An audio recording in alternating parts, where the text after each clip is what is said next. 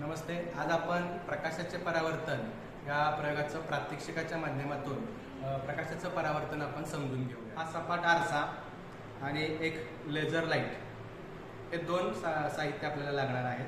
त्यासाठी सर्वप्रथम काय करायचं आपण की जर आपण हा लेझर लाईट रे याच्यावरती जर पाडला आपण आरशावरती तर आपल्याला या ठिकाणी प्रकाशाचं परावर्तन दिसतंय का तर नाही दिसत आहे.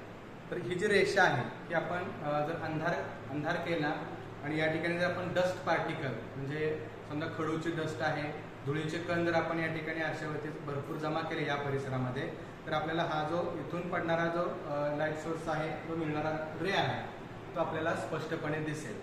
ते कसा आपण या प्रयोगात पाहून घेऊया. बघा झाड झाड जोरात झाड की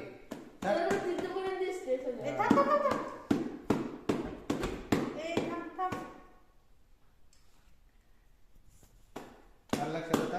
हा इकडून जो गेलेला आहे लाईट सोर्स पासून गेलाय तो इन्सिडेंट रे आणि आरशापासून परावर्तित होऊन जो वरपलीकडे गेलाय तो काय रिफ्लेक्टेड रे आहे. लक्षात आलं सगळ्यांना?